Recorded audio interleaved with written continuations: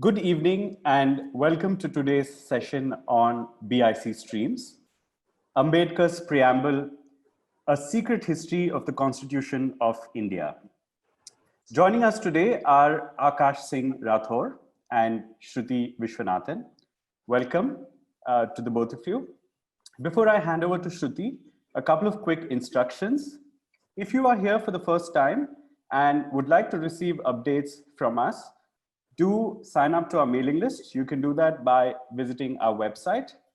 You can also follow us on our social media channels, Facebook, Twitter, and Instagram. With that, welcome everyone, and over to you, Shruti. Thank you, Raghu, and thank you everyone for joining today and spending your Saturday evening with us. And thank you to BIC, to Raghu, to Lekha, to Ravi, for providing a platform for hosting what I hope will be an extremely relevant and important conversation for us to have in these times. I think over the past year, we've seen several protests and debates contesting the meaning and values of the Constitution. I think all parties across the political spectrum have tried to base their relevance and the validity of their arguments on the Constitution, and more specifically, the preamble of the Constitution. Public engagement with the Constitution has been higher than I've ever seen it before. Public readings of the preamble, we've seen copies of the Constitution and Ambedkar's photos at various public meetings and debates in India. For the first time last year, I heard the preamble being read out in Tamil, my mother tongue. It was an interesting experience because I'd never actually engaged with the preamble in a different language, and an experience that highlighted the increasing accessibility of the preamble and its importance in public imagination in general. So I think we're at the right time to discuss in detail the drafting of the preamble and its implications, both back in the 40s, but also more importantly for India today. So with that, I welcome Aakash. Hello, Aakash, and it's great to speak to you today. Hi, Shruti. Thanks so much. I'll briefly introduce Aakash. Aakash is the author of Ambedkar's Preamble, A Secret History of the Constitution of India, which just came out a few months ago. And he's working on a forthcoming biography of B.R. Ambedkar. He's been a fellow at the Indian Institute of Advanced Study in Shimla. He's taught at JNU, as well as Rutgers, UPenn, the University of Toronto. The list goes on, so I'm not going to keep reading it. But let's say Aakash knows a lot about the Constitution and has been thinking and speaking about it for a while. So Aakash, I think to begin this conversation today, I wanted to reflect a little bit on the process of constitution making and the politics involving it. I think there's a lot of archival material on the Constituent Assembly debates themselves, but there's much less on the process and politics of drafting the Constitution. So we have the drafting committee, which is tasked with drafting the Constitution. And in itself, it's a collection of a somewhat motley collection, shall we say. It's largely upper caste men, except for Ambedkar himself, who heads the drafting committee. You have somebody like Alladi Krishnaswamy Iyer, who's a legal behemoth, but not really politically involved in any way. You have someone like T.T. Krishnamachari, who largely acts as a bridge between the drafting committee and the cabinet, primarily Nehru and Patel, sort of bringing together different factions and different opinions therein. And while the committee itself worked tirelessly, something that's recognized a lot in the Constituent Assembly, there's also a lot of bitterness towards the drafting committee. Nazaruddin Ahmed, who's a very vocal critic of the committee, accuses it of lacking transparency. K. Santanam from the Madras presidency calls the drafting committee the Constitution Committee. And he says they've sort of taken upon themselves the responsibility of changing some vital provisions which are contrary to what has been adopted in the House by this assembly.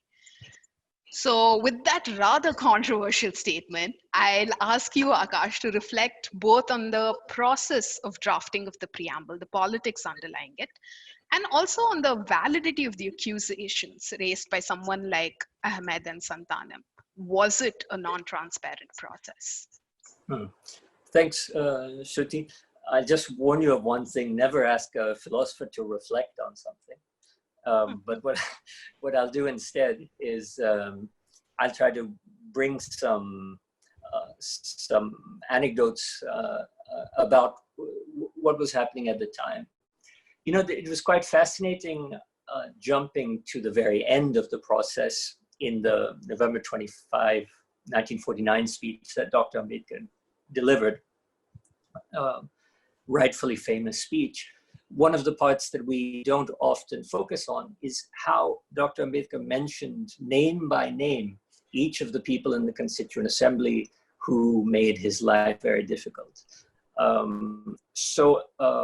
Santanam, for example, and numerous others who continued to push back against what the drafting committee had brought to the open house, as well as forcing Dr. Ambedkar to clarify his position, to make sense of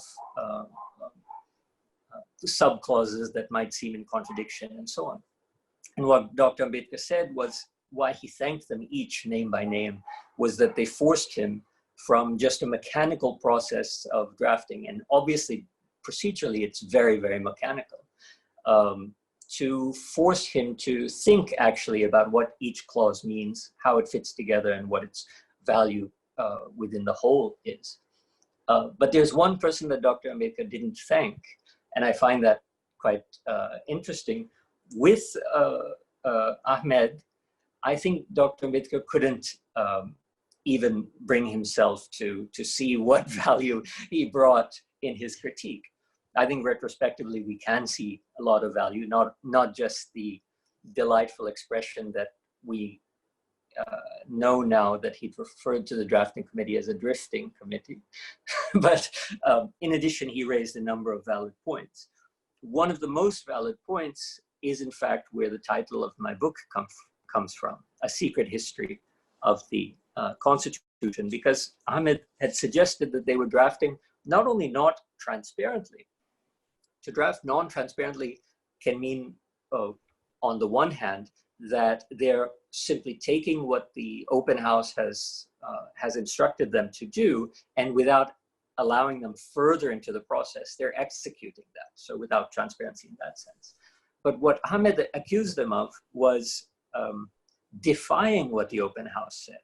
So when the drafting committee was appointed, the appointment was very specific, that the committee was more or less to collate and to present what decisions were made prior by the Constituent Assembly. It wasn't to just draft of its own devices, of its own desires. And so what Ahmed had suggested was that the members of the drafting committee, mostly Dr. Ambedkar, were saying yes, fine, in the open house, and then going back to the committee and writing whatever it is that they wanted. And this is the fascinating part, because did they do it or did they not do it? What I had checked by many line-by-line juxtapositions was that I think they did, actually.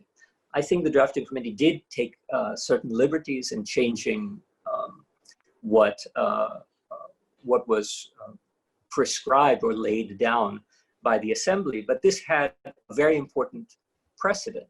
That precedent was the objectives resolution of NATO itself, because while that was unanimously accepted in the Constituent Assembly and taken more or less as the foundation of the Constitution, which means taken to be the preamble, one of the first things that the drafting committee did was change the objectives resolution. So they didn't incorporate the objectives resolution as the principles of preamble. And the first letter that Dr. Ambedkar wrote as chairperson of the drafting committee to the president of the Constituent Assembly, Prasad, was that we've actually changed the objectives resolution. So so I hesitate to call it a non-transparent process, because in that respect, it looks like it is non-representative. But it was certainly, I think we can certainly rightfully claim that the drafting committee did on occasion transform itself into a constitution committee. They did make certain decisions. Now, in some cases, I'm sure I haven't done enough study to see what the negative fallout of that is. But what I've devoted this book to is to see what the positive fallout is. Because I do believe that if Dr. Ambedkar had not had the authority and flexibility to move from mere draftsman to creator, then we would not have had the preamble that we have today. Yeah. I mean, that makes a lot of sense, right? And I think, you know, when you reflect, or when I reflect on the Constituent Assembly debates and the drafting committee's own mandate, you realize how incredibly difficult it is to get consensus amongst even the 7 people who come into the drafting committee, right? I mean, for anyone who's worked on a group project, we know how difficult it is even to get consensus within 4 or 5 people. So when talking, see, already we're disagreeing. So I think thinking about how passionately different people felt about how certain values and certain clauses need to be represented within the Constitution, we can definitely see why it almost became necessary for the drafting committee to take slightly more executive decision, shall we say, in some parts of the preamble. I mean, some parts of the Constitution, and definitely in the preamble itself. Yeah. One of the things, Shruti, you had mentioned was the way that the drafting committee is, I mean, there's a certain mysteriousness and a certain opacity about it. I think historically, and I don't know what the circumstances were to make this happen, but I think historically we have lost an unspeakable amount of our heritage by the fact that only the Constituent Assembly debates are in transcript. The fact that we have in the numerous subcommittees and sub-subcommittees, the fact that we have only minutes is a great, in some way, historical injustice. You mentioned, or I think you had mentioned, that I'm writing a biography of Ambedkar now. One of the crucial things that continues to pop up today in this sort of era of massive appropriation of Ambedkar for one's own political causes. One of the things is to discuss his relationship to the RSS and to Savarkar and the Mahasabha in particular. And this comes up with the certain events that unfolded in the Flag Committee. The Flag was an ad hoc committee. And again, we have not even minutes. We have very few records of the Flag Committee, it being an ad hoc committee. So we don't have transcripts. We don't know who said what. And we don't even have proper minutes. So we don't know why decisions were taken. And this leaves it open. Today I read articles in various papers and journals suggesting that Dr. Ambedkar wanted a saffron flag and things like this. And of course, I think far more correctly, the RPI's claim that the blue that we have in the flag was the RPI, Ambedkar's Republican Party color and things like this. Now, we don't really know what the facts are because we don't have transcripts. So part of the lack of transparency with the drafting committee doesn't come from the procedures that was followed. It comes from the fact that we don't know what procedures were followed because we don't have transcripts. We only have minutes. And as you know, you've, I'm sure, been in meetings where the minutes are so vague that anyone can sign them. Sometimes they're made vague just for that reason. So we, you know, the fundamental rights subcommittee is something we would like to see transcripts of. Minority subcommittee, all of these things, we only have minutes, and I think this is a huge problem for us. Yeah. I think the debates themselves have a lot of, I mean, they've been archived, there's a lot written and a lot of analysis done around them. But what led to those final debates, and especially for the subcommittee, is I think there's some archival material, some oral histories. I think T.D. Krishnamacharya especially has done it. But I think other than that, the material is so sparse on it. I mean, having said that, you've done quite a good job in your book of trying to trace the evolution of how some of these terms and some of these core concepts that we see in the preamble have come about, and both based on the material you have, but also on a lot of, shall we say, educated guesses about the evolution of some of these concepts. And I'd like to briefly touch upon a couple during this conversation. One thing that you talk about in your book is Ambedkar's idea about unity and the unity of a nation, right? The clash he saw sometimes between the dignity of the individual and the unity of the nation. In fact, in one speech, he mentions the idea of caste itself as anti-national, a term that's bandied about a lot today in a lot of different contexts. He talks about caste being antithetical to the idea of the dignity of the individual, right? So can you talk to us a little bit more about this dichotomy between a nation's unity and the dignity of the individual? That's very interesting. I think this requires speaking about something that I have never figured out how to articulate. So unfortunately, you're going to be on the end of it, but maybe you can help me out. So around the time of the drafting of the Constitution, the historic events, I mean, post August 1947, had led to the dominant party and several others to the right of that party, had led them to suggest or feel that the long suppressed, in fact, I think long suppressed is a phrase that Nehru uses in the Tryst with Destiny, the long suppressed Hindu nation is finally becoming a sovereign state. And in this respect, there's a kind of analogy that's often drawn between Israel, that the Jews have finally got a state, and only with a sovereign state will the Jewish people not be dependent upon the whims, often aggressive and hostile, of the states within which they reside. So the idea floating in 47, and very, very strong, very profound, was that that the drafting committee is in charge of creating the constitution of a nation. Now, this is something that we continue to, when we speak loosely, we continue to use this sort of expression, especially since we have that phrase nation state. So the constitution of a nation state.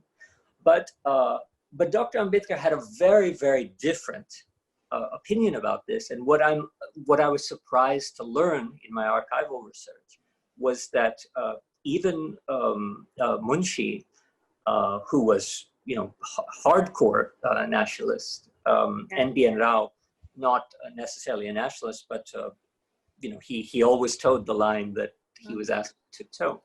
That even they agreed with Ambedkar on this point, that what the job of the drafting committee was not to draft the constitution of some pre-given nation. The job of the drafting committee was to draft the constitution to establish a state within which the possibility of a nation might emerge.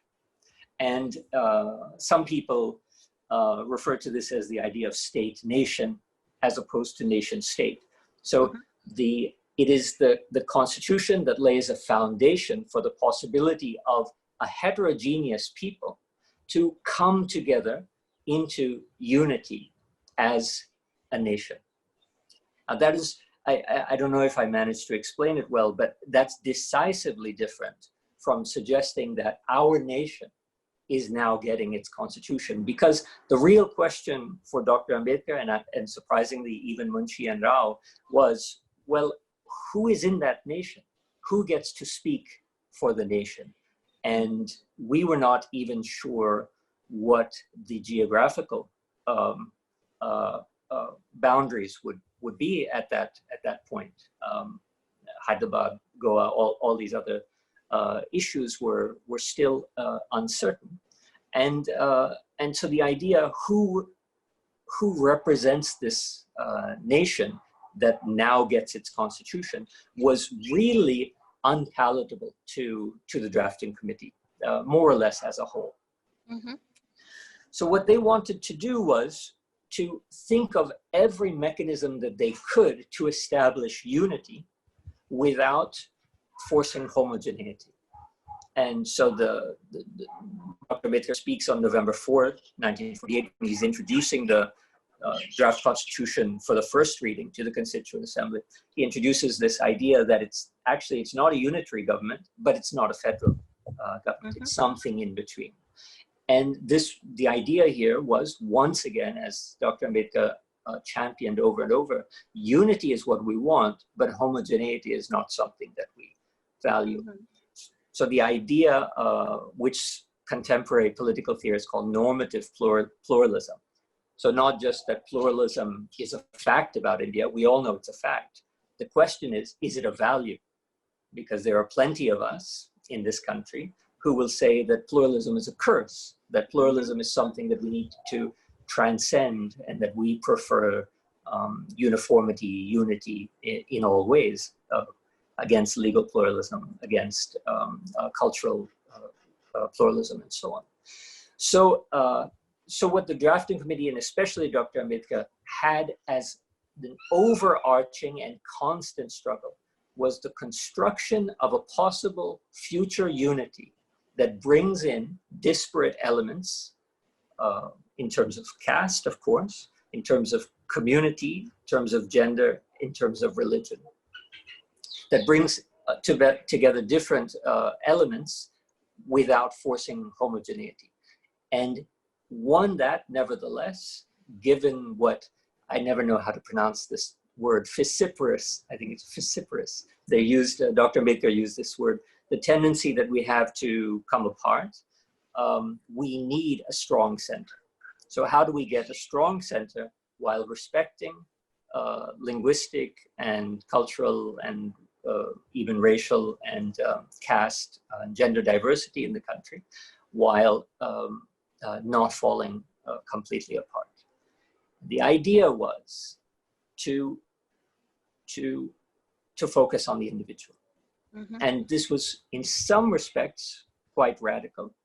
But while many people say it's a very modern notion, I don't think that's quite accurate. If you read ancient literature, you'll see that the idea of the individual and even the autonomous decision-making capacities of individuals is very pronounced even in ancient epic literature. So this idea of concentrating on the individual, which people say is a very modern idea, is not necessarily so. It depends in which context.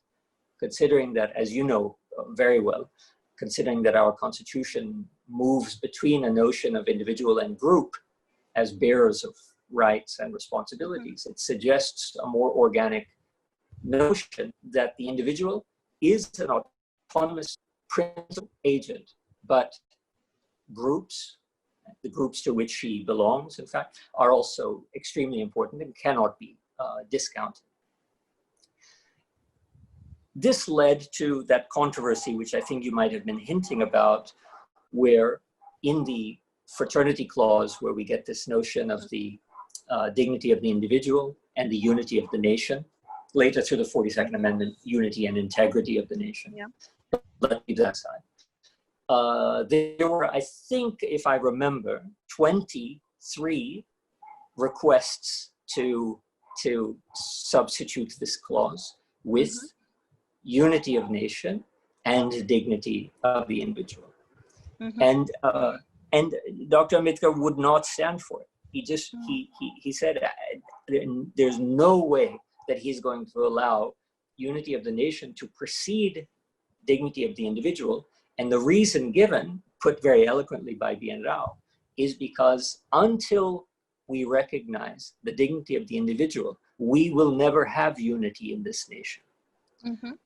And this was the basic idea, which I think the Constituent Assembly had, the drafting committee had consensus about, that we're trying to forge a unity in diversity. This diversity is not only a fact, it's also something to be valued. So we want to have sort of federal principles. We want to have devolution of powers. We want strong states and we want strong local governance. At the same time, we have a historic opportunity to unite the subcontinent, and we have a general tendency for it to fall apart. So we need a strong center. We also need to ensure fundamental rights from and at and from the center, because we can't allow states to do what they will, given the dynamics of majority tyranny, majorities and minorities. And so how do we get this done? We get it done through recognizing the fundamental dignity of the individual as the foundation of the unity of the nation. And I think two things: dignity of the individual is the precondition of the unity of the nation, and the constitution of the state as the foundation for the possibility of the evolution or creation of an Indian nation. These two crisscross in a way that is of very, very deep importance for us to think about today. Yeah. And I mean, the thing that strikes me is that in the drafting committee, there isn't a feeling that the unity of the nation is supreme to the dignity of the individual, right? Ambedkar repeatedly sort of makes that point that the dignity of the individual is what's supreme, and the unity of the nation is important. And there is this fear that India is going to fall apart shortly after independence, right? So when we think about, when we look at some of the debates around the center state powers, there's someone like H.V. Kamath, who brings up the fact that there's too much power given to the center in terms of dismissal of the states, and this could be used adversely by central governments, something that we've seen repeatedly through the course of independent India. But the fear is that if that power isn't given, then states will not be the implementers of fundamental rights. The center is seen as being the implementer of the fundamental rights, and that there is this fear of secession, this fear that this country will fall apart. So, we're giving the center the power to maintain the unity of the nation, but we also recognize that that unity only makes sense if individuals are honored and if they can lead dignified lives. If not, what really is the value of the unity of the nation, right? Yeah, very much. That's very true. Yeah. A really interesting debate that I think we continue to sort of have. The one thing that I was discussing with Aakash earlier is that a lot of the points, the issues, the fissures that come up in the Constituent Assembly are what we discuss in public life today, right?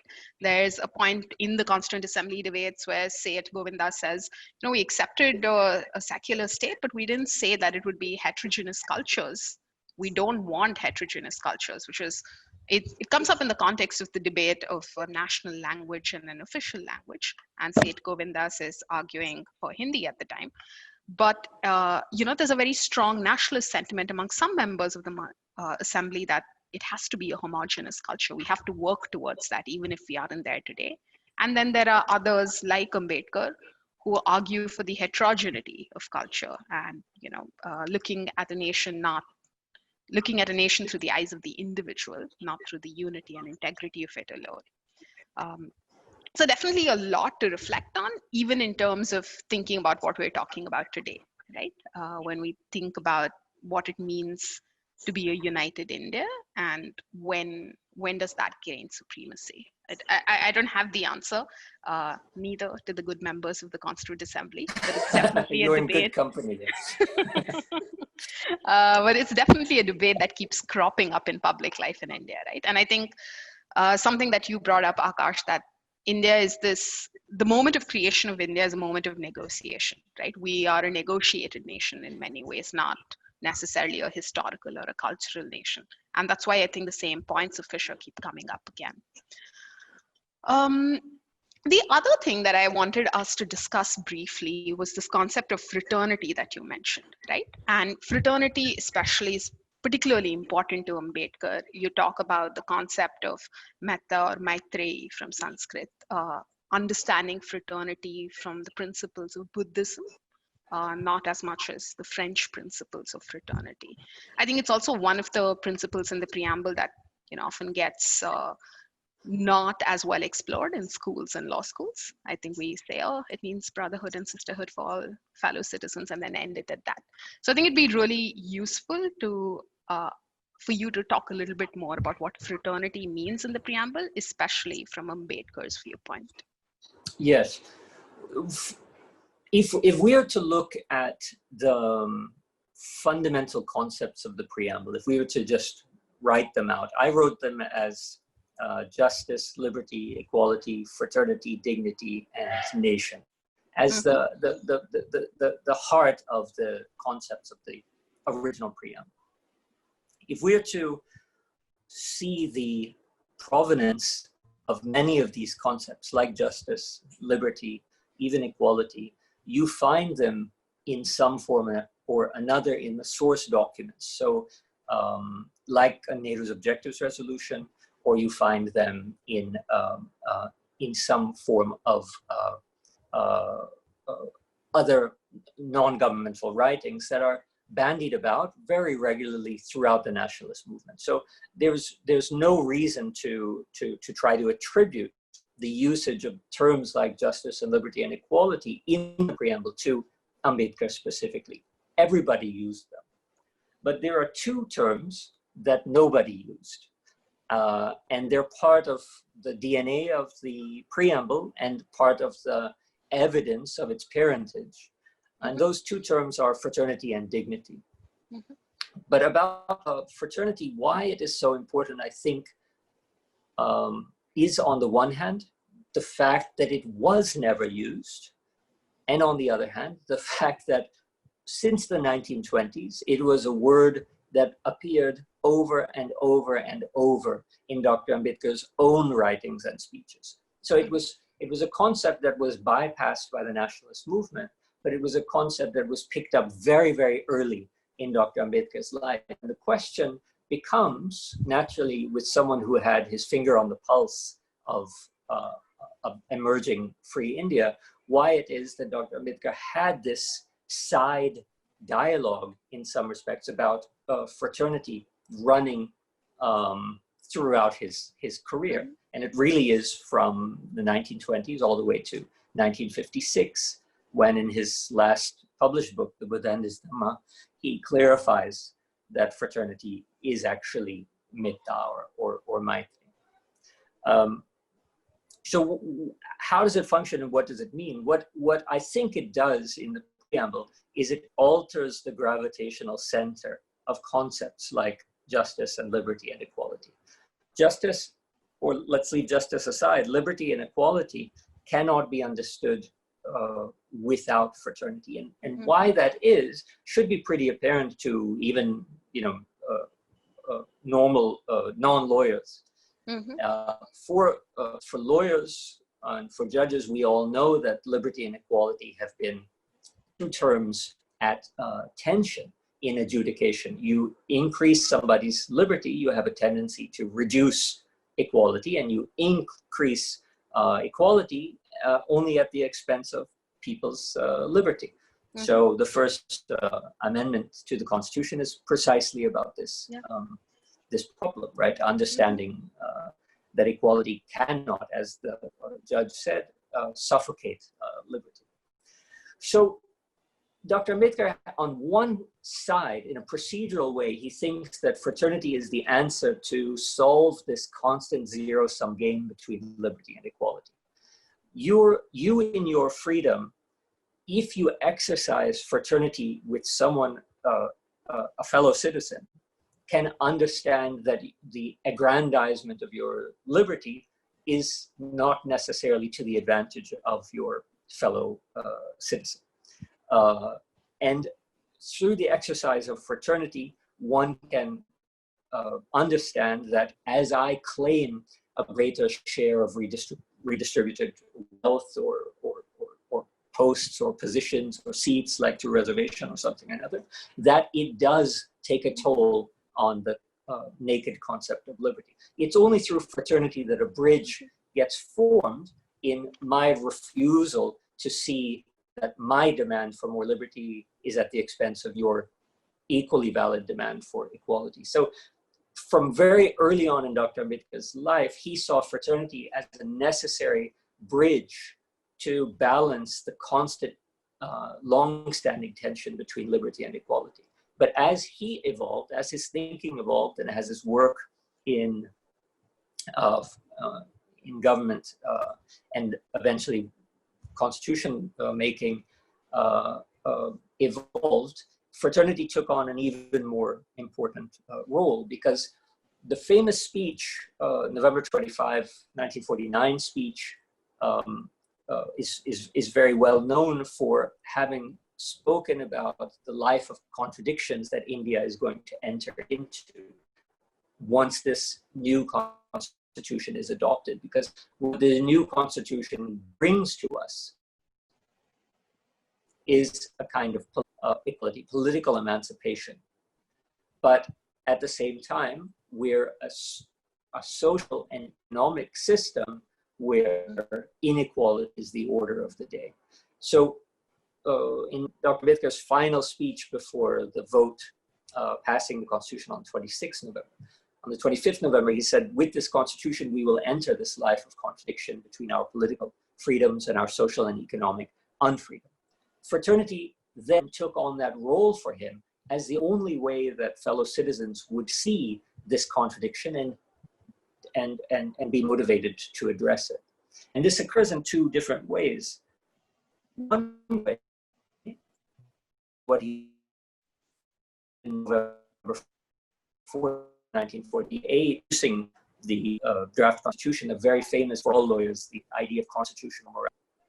So one way that the idea of fraternity from the preamble, the concept of fraternity, one way that actually materializes is through the practice of constitutional morality. So when we practice constitutional morality, we are materializing the idea of fraternity, according to Dr. Ambedkar.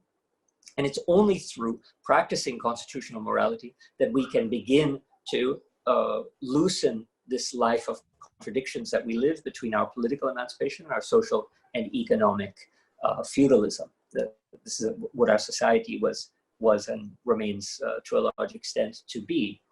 So fraternity starts to evolve into a constitutional necessity, a constitutional essential, where without the practice institutionally, administratively, because constitutional morality is really ascribed to administrators, to people in government and so on. Mm-hmm. For the general public, Ambedkar had a different concept, which he called public conscience, that he believed that we're also immersed in our own caste conscience.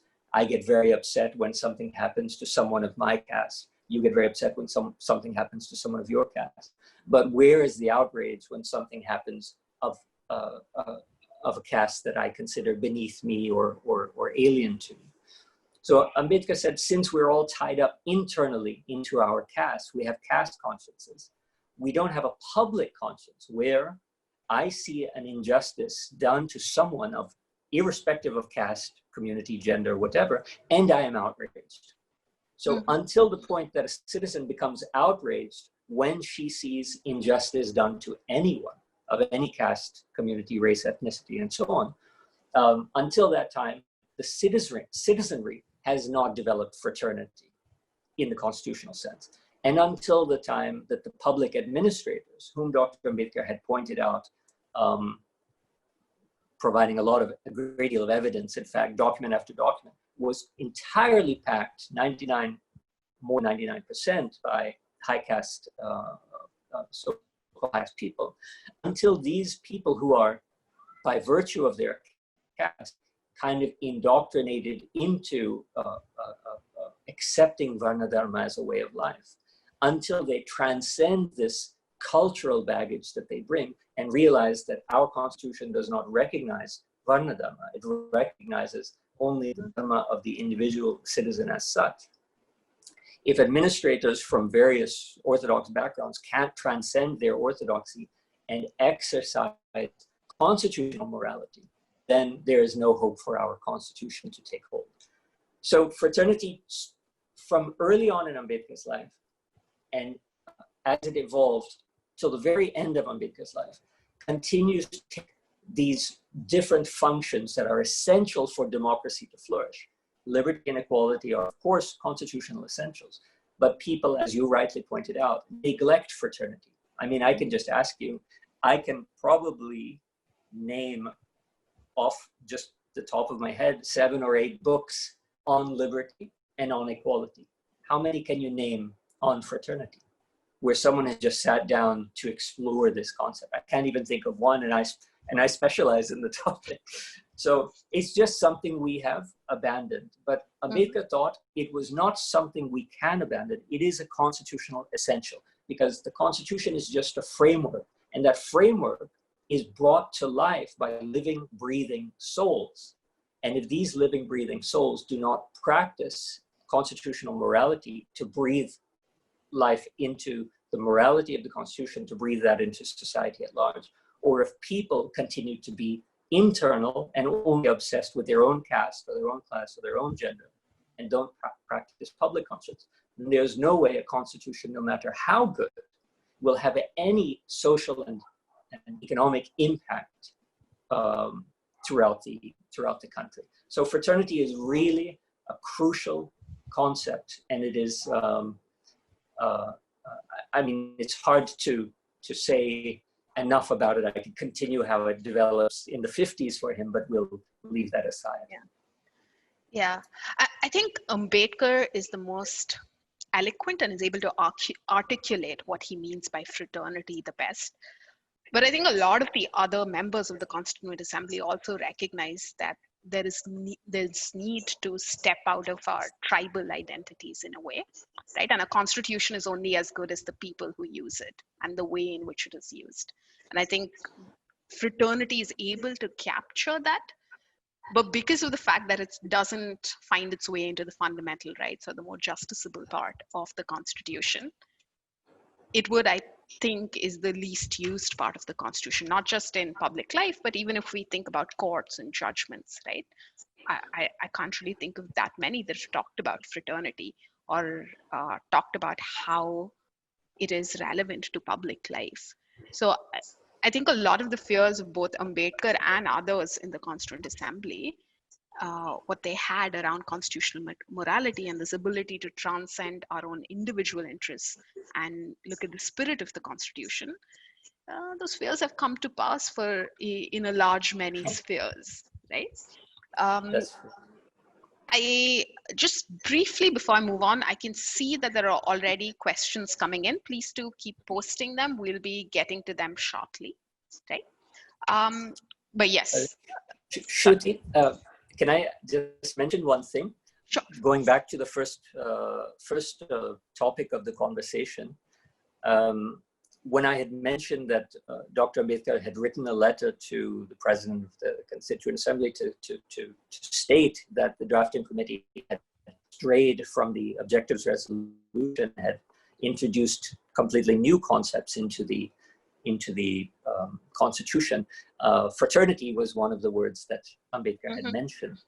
And it was the introduction of these new ideas, suo motu on the part of the drafting committee, that led Prasad and Nehru to decide to hold a special meeting to see how and where the drafting committee's constitution differs from the decisions and mandate of the Constituent Assembly. After that process, there were many people there. Ahmed was there, of course. Santanam was there. After that process, there's something surprising that happens, and this is what I wanted to point out, is that everybody thanks Dr. Ambedkar by name. They don't even say, we'd like to thank the drafting committee.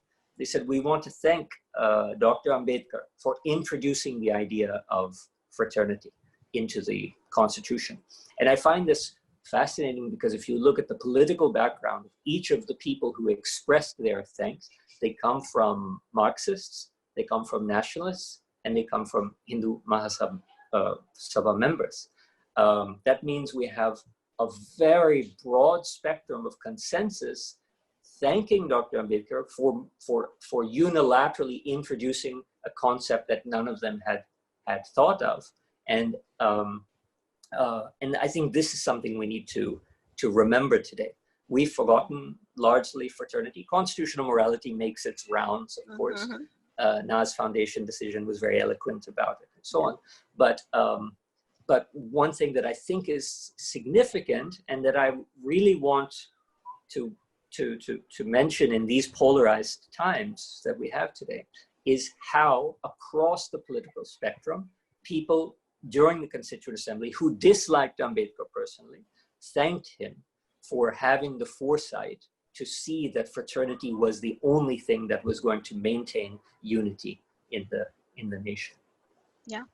And fraternity, if I'm not wrong, is the only addition to the preamble that's almost unanimously accepted, right? Yes. There are amendments and objections to the other changes that are made to the preamble, but fraternity is one that across the board everyone's willing to accept. Yeah. I mean, we recognize that fraternity is important. It was recognized as important in 1949. It continues to be important if we want to achieve a lot of the things that the Constitution hopes for the Indian nation. But in large parts, we can agree that fraternity or fraternal feeling amongst citizens hasn't been as vocal or hasn't been as strong as the Constitution makers hoped. And you see the fallout of this during Ambedkar's own lifetime, right? Ambedkar's later relationship with certain principles in the Constitution is contentious. I think most notably in 1953 in the Rajya Sabha, Ambedkar says, people are always asking me, saying to me that you are the maker of the Constitution. My answer is that was a hack. What I was asked to do, I did, much against my will. Now, of course, Ambedkar goes on and sort of gives context to these arguments a little later, but there's definitely a thread of disillusionment within Ambedkar himself post-1950. Once the fraternal feeling of the Constituent Assembly is gone, right? And it's down to politics of every day. So can you talk us through a little bit about Ambedkar's later relationship with the Constitution and what his discontent with it means for his authorship of the preamble in specific? So there are a lot of things that one can say about it, and there are a number of contentious interpretations within the community of Ambedkar scholars. I think constitutionalists have by and large left this alone, not knowing what to do with it. But Ambedkar scholars have, of course, had to struggle to come up with some kinds of explanations and answers. As you, I'm sure, very well know, irrespective of whether this constitution has served certain castes and classes and genders better than others, for sure, while the Dalit community may not have made great gains in the last 70 years in line with the expectations of the Constitution, they remain the most dedicated to the Constitution. You yourself had mentioned earlier in the year, prior to the lockdown, with the protests and the reading of the preamble. So people, even radical voices, Chandrasekhar Azad and far beyond, recite the preamble primarily because of the community's commitment to the Constitution. So given that Dr. Ambedkar in 1953 said he would be the first to burn it, that's very serious, because he is known to burn heinous legal books that he didn't appreciate.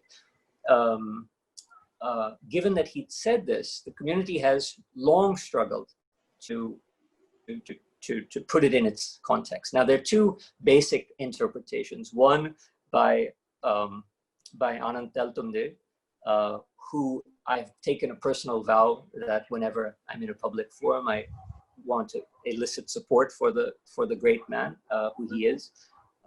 It's an injustice anyway to be criminalized for speech, but when you didn't even say it, it becomes all the worse. And so I'd like to elicit as much support for the great mind and man unintelligent as possible.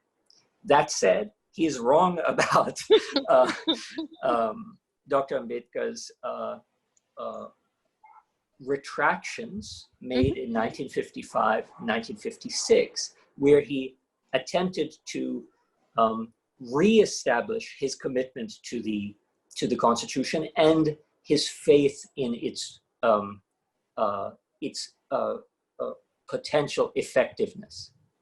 So just how these years progressed. In 1951, in September, he resigned over the Hindu Code Bill, fundamentally, but several other things. He was promised a different portfolio. He believed that India was pursuing a terrible foreign policy by continuing to to support the USSR, even after learning Stalin's crimes and alienating the United States. He was worried about China, and of course he was right. China did invade, just as he predicted in that very speech that it would. So all of these things led him to resign. But when he resigned in 1951, it was with animosity. It was with animus. There is no question.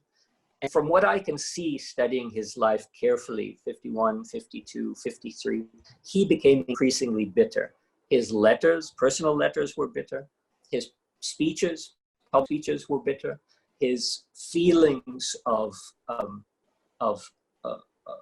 not failure. He knew he had accomplished so much, but he certainly did not accomplish what he intended, what he thought he would accomplish in his life, especially with the uplifting of India's many millions of downtrodden. So from 52, 53, you can see this really taking hold of him. Now, Delpende says that he was just stating a fact, because if you read States and Minorities, this is a kind of proposed constitution that Dr. Ambedkar drafted for the Scheduled Caste Federation back in 1946. If you read this, then you see that he backed or supported state socialism. And so he wanted a socialist constitution, but Congress, led mostly by industrialists and capitalists, wanted, of course, like private property as a fundamental right and no state socialism. So Ambedkar gave in, and according to Delpende, he was kind of, how do you call that, confessing in 1953 that he did things he didn't want to do. There are a few problems with this. One is that by 1955, Dr. Ambedkar had completely changed his tune. He had completely gone back to pre-1951 Dr. Ambedkar. He gave no fewer than 3 speeches in the year 1955, stating that the Constitution is not only a great, but also a sacred document. And when he drafted the Constitution for the new party that he created, the Republican Party of India, RPI, in the last year of his life, this was also not a state socialist platform, which suggests that Dr. Ambedkar, from the mid-40s to the mid-50s, actually changed his view about state socialism. And it's, so this is something, that's maybe for Ambedkarites to study, but what it suggests is that Dr. Ambedkar's 1953 remark was not the final say because he wanted the Constitution to be X, Y, and Z, and instead it was A, B, and C. Secondly, in 1951, when he stated why he resigned, the Hindu Code Bill was one of the main things. But throughout the mid-1950s, piecemeal, the Hindu Code Bill began to become passed in 4 separate pieces of legislation. And when this happens, and Dr. Ambedkar watches it happen, his attitude begins to change. So in 1951, he's profoundly bitter because the Hindu Code Bill, as far as he understood it, was to bring gender equality, was to bring equality, the equality that is championed in the fundamental rights of the Constitution, to bring it to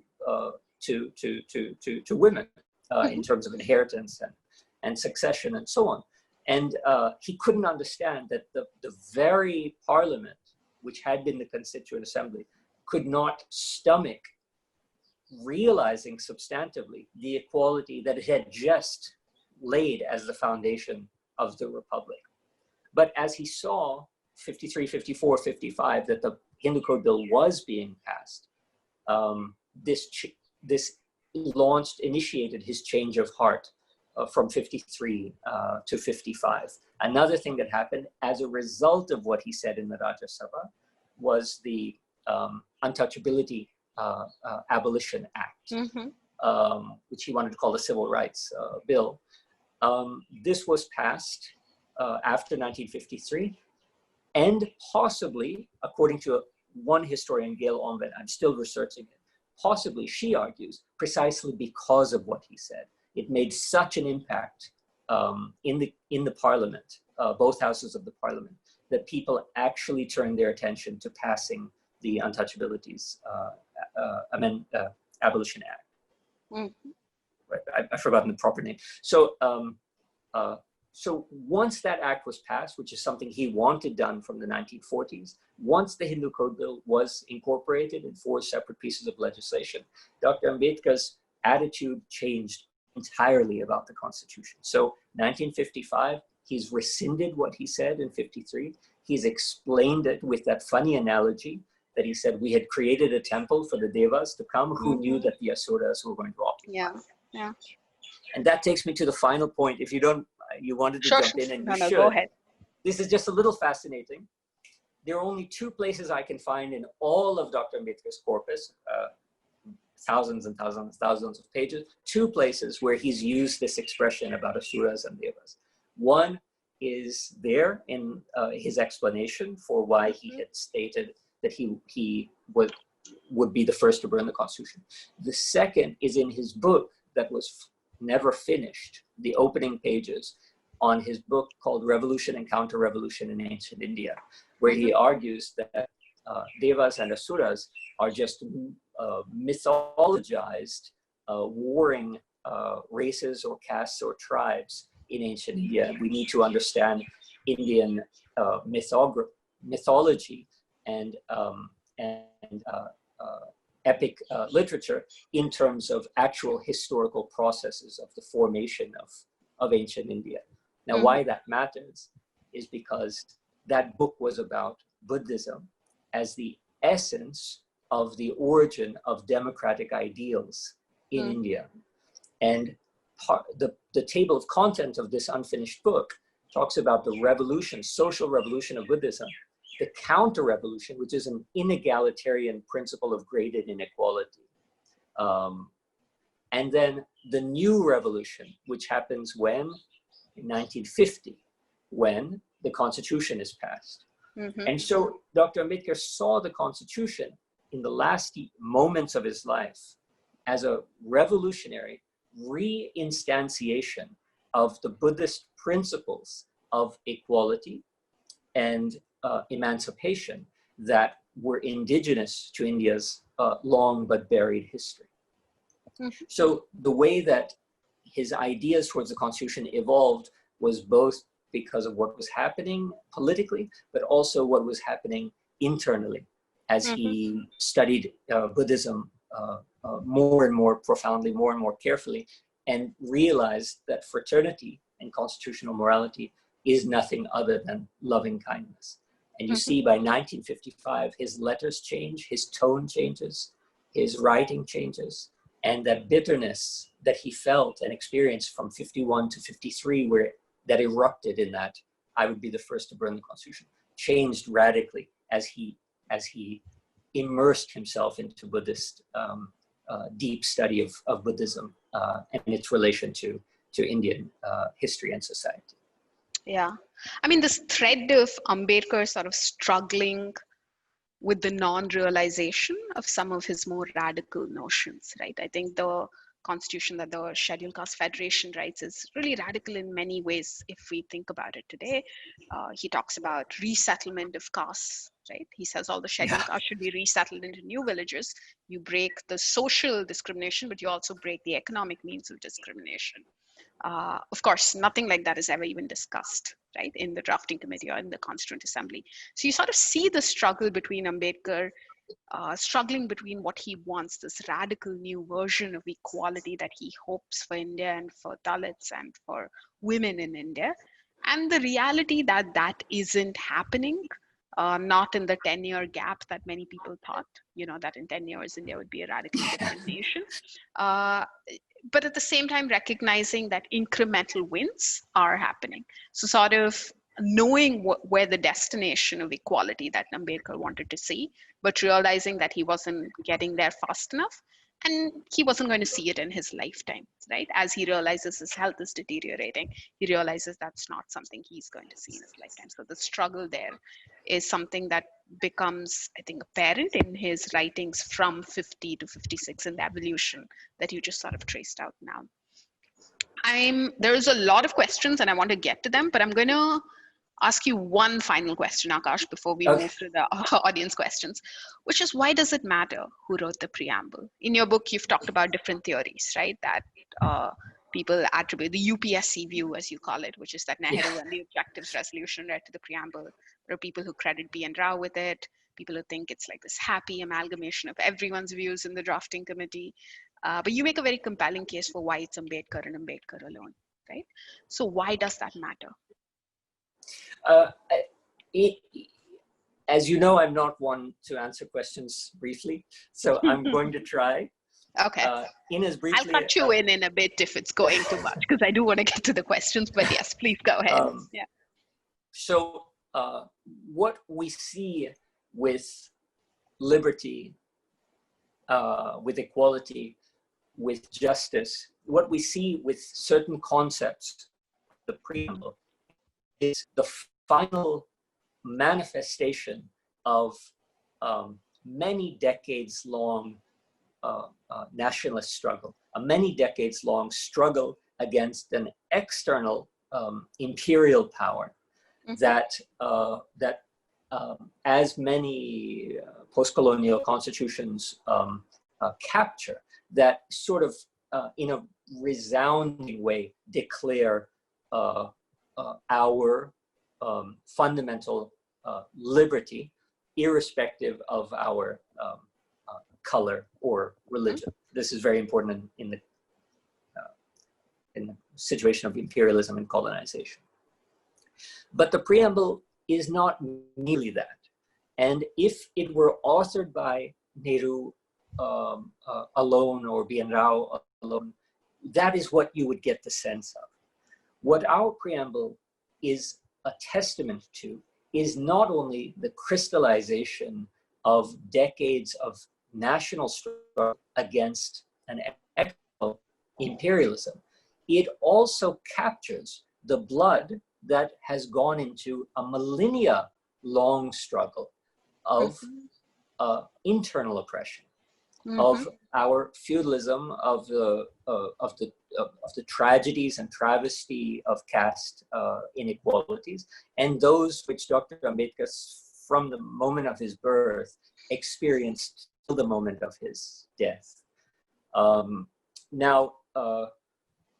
This makes the authorship of the preamble particularly significant, because what it suggests to us these days, you began by talking about how we're debating the Constitution more and more today. I'll get questions all the time on email and so on, saying, why can't we just change the Constitution? What is so sacred about this Constitution? Why are you always harping about the preamble and so on? Well, if you were to understand this Constitution, and the preamble specifically, merely as a declaration of a post-colonial state, then one can see, well, 70 years has passed, there's a new world order, let's rewrite it. But it is not merely that. What it is, what animates it, what fills its spirit, it's the blood that is running through it is significantly about the search of every individual, irrespective of caste, of every individual's dignity, which has long been denied for 2,000 years, not for 200, as our nationalist movement evolved. So the authorship of the preamble is significant because if you see it as not having the internal oppression being its target, then you see only one side of the way our Constitution functions. Our Constitution functions not as a declaration like the American Declaration that we're endowed with inalienable rights, among which life, liberty, and the pursuit of happiness, or the French Declaration that all men are born free and equal in rights, if I remember what it was. Mm-hmm. And what did both America and France do within a couple of years of these declarations? They both sent naval ships to repress the Haitian Revolution, because the Haitians were Black, French colony, and they heard the French say, we're all free and equal, and they said, oh, great, now our day has come. And the French immediately sent a naval ship to go and say, not you, you're Black. Yeah. You're our servants and slaves. And the Americans said, we'll send a ship to support you because we don't want our slaves getting the wrong idea from the Haitians that they can rise up just because they heard us declare that everyone has inalienable rights. So the French and the American declarations of inalienable rights were in a context of simultaneously ensuring internal oppression. But our Constitution is not like that. Our Constitution is profoundly different from those declarations that it echoes, because what we are free from is our internal oppression and not just our external oppression. And that is why Ambedkar's authorship of the preamble is so important to recognize. I'm really glad I asked you that question, because I don't think I've heard it articulated in that way. And it makes so much sense and is so important when we think about the preamble today and what it means for India today. I think the recognition of both colonial repression, but also the sort of fault lines that exist internally within Indian society is so important. Okay. I'm going to quickly rush through some of these audience questions that have come up here, Aakash. Samir Wagle asks, besides fraternity and dignity, is there any other specific concept within the preamble that counts as an individual contribution of Ambedkar? Now, of course, justice and equality, liberty, we see that in the objectives resolution. We've talked about how fraternity and dignity are more clearly Ambedkar's additions. Is there anything else that would count as an individual contribution of Ambedkar there? I think, let's say I had not written this book, then I would say no, that each of the terms has appeared in other writings and in other source documents. But having gone through the way that fraternity and dignity alter the meaning of justice, liberty, equality, and nation, I have to say that that we cannot understand what justice, liberty, equality, and nation in the preamble mean unless we understand it through the thought process of Dr. Ambedkar. So they are not innovations, but they are permutations. So each of these concepts, while not individual to him, not idiosyncratic, fraternity and dignity are definitely idiosyncratic. They are nevertheless the center of gravity of each of these concepts has altered quite significantly. Equality is an easy way to see that if you compare what Nehru meant by equality with the clauses that we got in the Constitution from 14, 15, 16, 17, 18. Yeah. So yeah, that's my quick answer. Yeah, I mean, something that you talk about in your book is that Ambedkar's original version, I mean, in the states and minorities document is it's an inequality clause, not an equality clause. Right. Yeah. And the essence of that is still captured in the preamble, even though he doesn't talk about inequality itself. What he was trying to get there is still there in the preamble and very different from the way Nehru talked about it. So Shivaraj Subramaniam wants to ask, was the socialist form of government that India adopted ill-suited to do justice to the Constitution? And I think more broadly, when reflecting on the principles of the Constitution, is there a form of government or a form of economic policy, a form of political policy that you think is a better tool to achieve the principles that are there within the preamble? That is a tough one. Mm-hmm. I'll resort to the scholars. So historically, the Constitution was being discussed, precisely Dr. Ambedkar and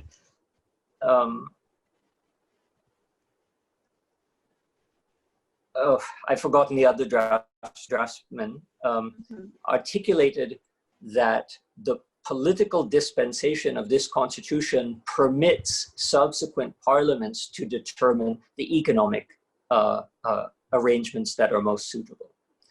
They suggested that there was a flexibility there. But the question as posed is more, I think, pointed. Did we make a mistake? Did we produce a socialist economy that was far less welfare-oriented than the framers had in mind? There's no question that we had a welfare state in mind, an egalitarian welfare state. And did we produce that? Well, that's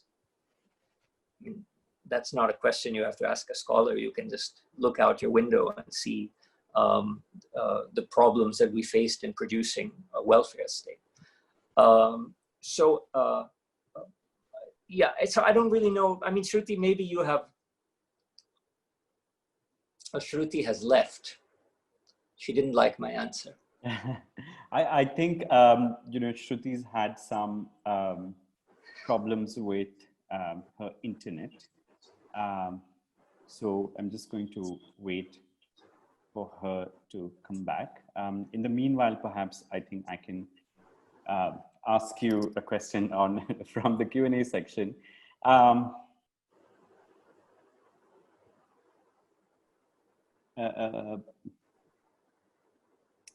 This is a question from Yogesh Dilhor. The dignity of the individual precedes the unity of the nation. Did Ambedkar provide substantive or empirical reasons for the assertion? Or now do we have sound reasoning proving this hypothesis? That's a very interesting question. I don't generally get in a public forum because for non-philosophers, it has a tendency to put people to sleep very quickly. But what was being discussed in the drafting committee, and I would just like to take a moment for us to soak in that our drafting committee was discussing this issue in this way. What was being discussed was the difference between Kant and the German philosopher Immanuel Kant, and the later German idealist philosopher, George Wilhelm Friedrich Hegel. So the distinction between Kant and Hegel was being bandied about in the drafting committee when deciding on the order between unity of nation and dignity of the individual. So the Kantian idea is what's referred to as a deontological one, where in case you might be a lawyer, it's less heavy to think of the first article of the Constitution of the Federal Republic of Germany, that human dignity is inviolable.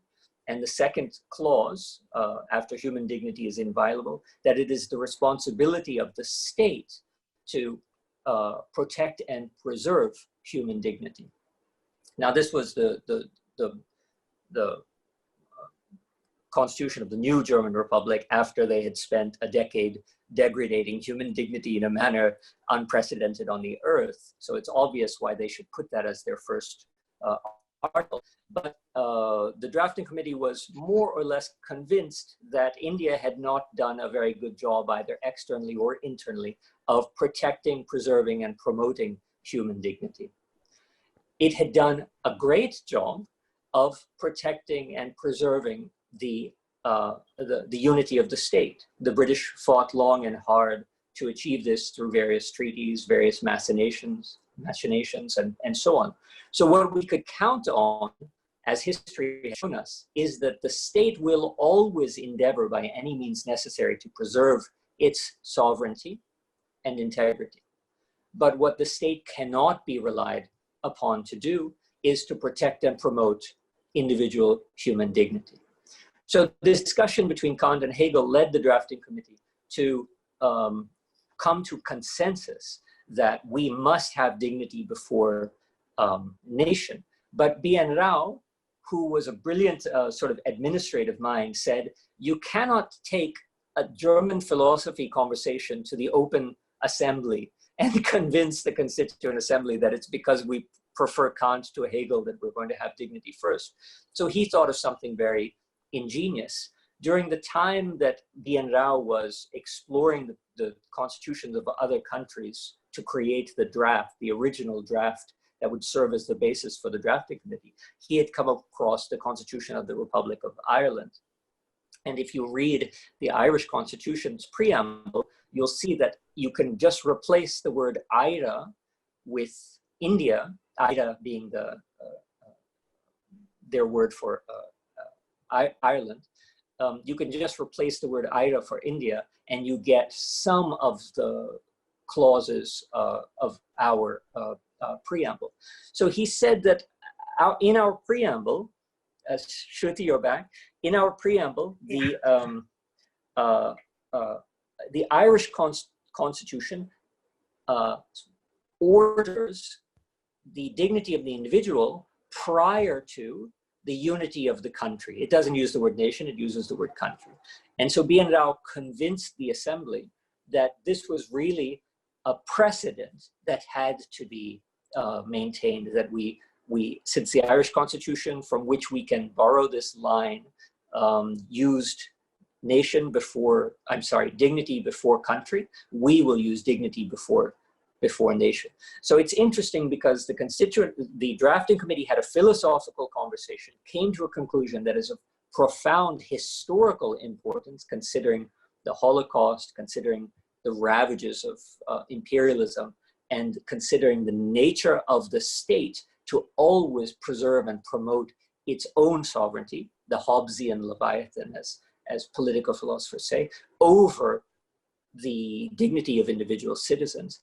The drafting committee was confident and sure about it, and I believe definitely right about it. But what they took to the Constituent Assembly was a far more procedural and simple reason for keeping dignity before nation. And maybe in my reply, I should have stuck to the simple one. Yeah. Thank you, Aakash. Sorry, I dropped off for a bit. Is it really a Zoom call if you don't face any technical problems? I don't know. I also received a frantic message from my mother, who's on the audience, telling me I got disconnected. So thank you, Mom, for letting me know. Okay, just going back to the questions.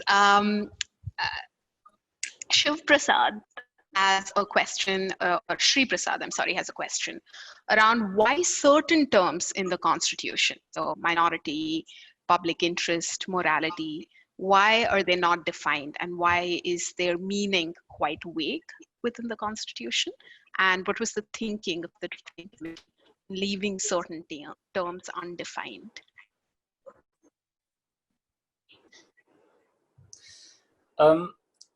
So I hope you realize that I can't answer that question with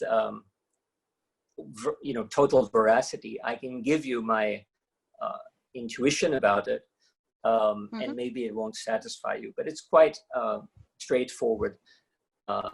All constitution-making processes are works of compromise and concession.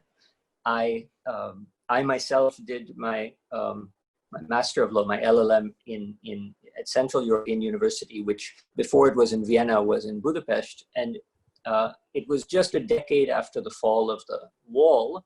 And so it was exciting to be there because countries like Hungary and Poland and so on were drafting constitutions. So I got to watch the sort of constitution-making process of new emerging democracies firsthand. And the thing that was constant everywhere, and I'm sure in our country as well, was how difficult it is to get consensus the more metaphysical a concept is. By metaphysical, we mean that it has either a spiritual resonance or it has a resonance about meaning and the nature of life, as opposed to a merely political, more procedural concept or clause.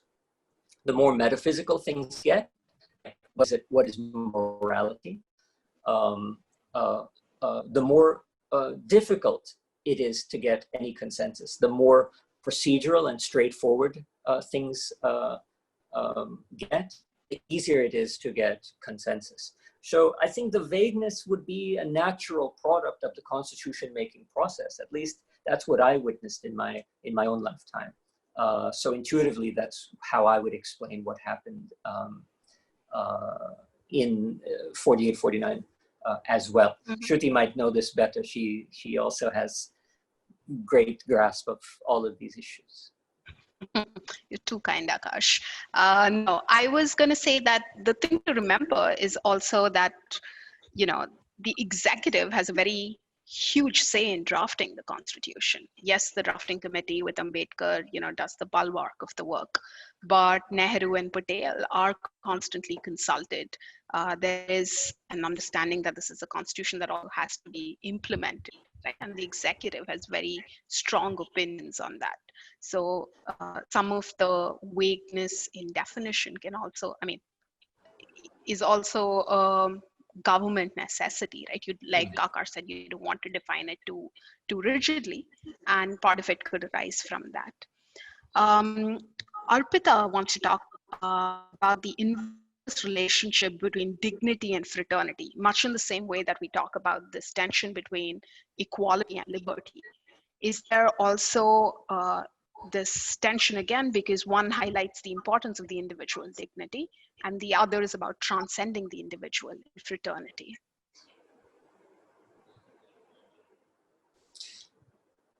Okay, interesting. Let me read to you again from memory. I apologize. I have not been consulting anything, so I may have made some mistakes about dates or whatever.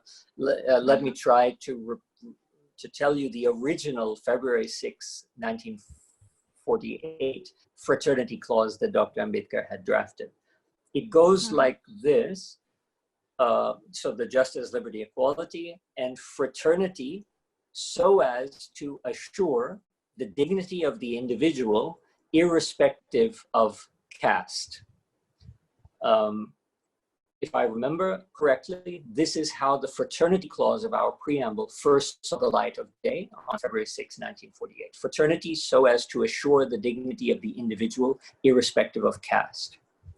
Now, if we are to analyze this, what it suggests is that fraternity is the precondition for the recognition of the dignity of the individual, because persons of particular castes believe themselves to be inherently enjoying dignity, and others to be inherently not worthy of dignity.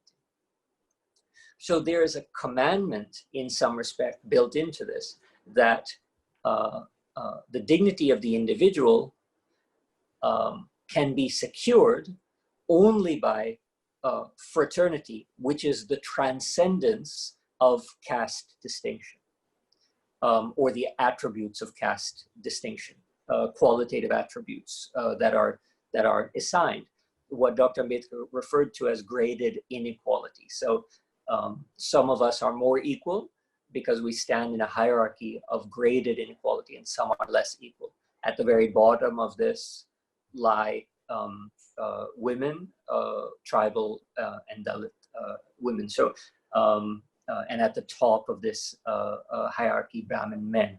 So in this system, each caste and gender finds its location.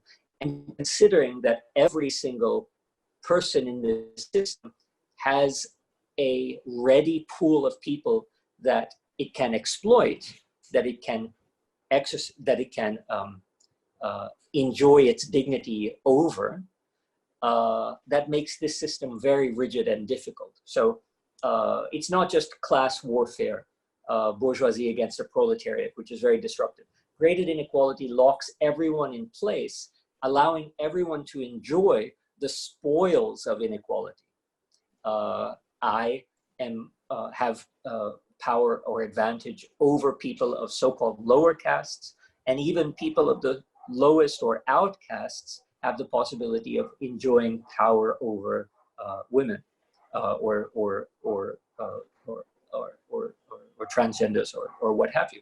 And that leaves the stability of the entire system of graded inequality on the shoulder or burden of the least advantaged or most disadvantaged, which means that the only people who have no one to exploit, let's say Dalit women, are also the weakest, which means that the least likely to destabilize the entire system. Okay, so why the dignity of the individual must be fraternity irrespective of caste is because only through fraternity can we transcend the way that we all enjoy the boons of inequality, transcend that and recognize the individual dignity of each person. And now the last step of this complicated argument, and this is, you can blame Dr. Ambedkar for this. He was quite a brilliant and complicated philosopher. This is not my fault this time. The last step of the argument is that in order to transcend your position of graded inequality, we have to recognize that dignity is not something that can be graded. So dignity, like I had talked about the bourgeois versus proletariat struggle, can lead to real disruptors. The degradation of dignity is a degradation of dignity. You can't have graded dignity. You have dignity and you have indignity. It's not like equality that you can have graded equalities. So Dr. Ambedkar argued that since dignity must be complete, you can't have partial dignity, or you have no dignity. You've lost your dignity. It is dignity with fraternity that shows that inequality has to be transcended in order for the individual to enjoy freedom. I'm very sorry for what I've just done to all of you. Did that make any sense at all, Shruti? It did, but I think it's going to take a little bit of time to go through the different threads of the argument that you made. I'm sorry. You can read the dignity chapter in the book, maybe. Yeah, I mean, I think some of it is each of these concepts is not equal to the other, right? The way that graded inequality exists, graded indignity cannot exist, but at the same time, all of them are in a delicate balance with each other. So if we see one of these values that are outlined in the preamble completely fall off the map, then we're not going to see the realization of any of the others. So they need to constantly work together, but there's also a tension that exists between them. Was that too much of a non-answer, maybe? Thank you, Shruti. And I'm sorry, Arpita, for what I answered. Yeah.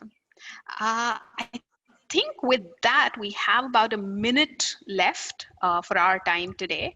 I think we've covered quite a few concepts. Of course, I'd highly recommend that everyone read Aakash's book here, which I have a copy of right next to me.